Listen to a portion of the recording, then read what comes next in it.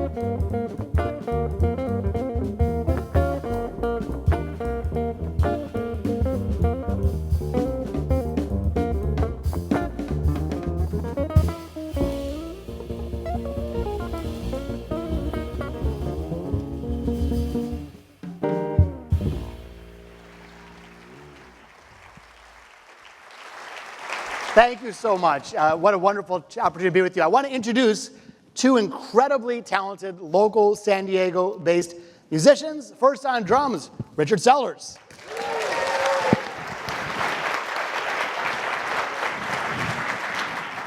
And on upright bass, Rob Thisson.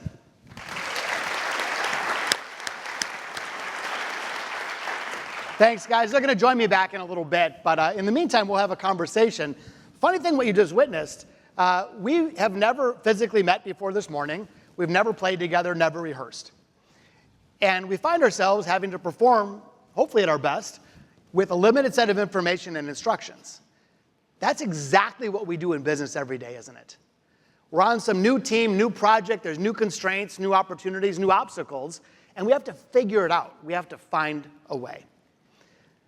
With that principle in mind, our conversation today is going to be injecting a little bit of that ingenuity and collaboration and real-time problem solving and adaptability into the challenges that we face and, more importantly, the opportunities ahead. So as mentioned, jazz is really a passion of mine. I've been playing for over 40 years. I would ask how many people like listening to jazz by a show of hands, but it might hurt my feelings. Oh, that's nice. Thank you. Even if you're lying, I'm okay with that. That makes me feel good.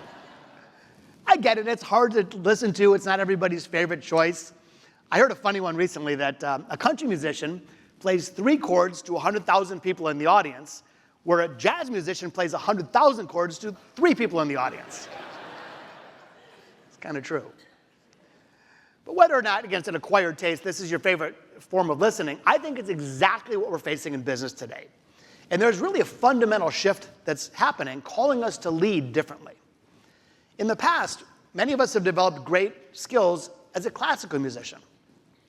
And we're going to be hearing about classical music in a little bit. I love classical music. I was on the board of the Detroit Symphony Orchestra, so I'm not anti-classical music. But the primary skills of a musician is around alignment and precision and accuracy. Play the notes exactly as Mozart intended. The problem is that we are living in a world with so much volatility and change and uncertainty that I don't think we have the luxury to just play the notes in front of us anymore. We have to adapt as we go. We have to improvise. We have to play some jazz. And so I love the theme, turning it up, and we're going to be doing a lot of that here in San Diego. But on the jazz side of it, the invitation is to sort of step into this new version of yourself, your inner jazz musician, because I think it's the fundamental model that will allow us to continue to thrive in changing conditions. Here's what jazz musicians actually do when you pull the notes and instruments off the page.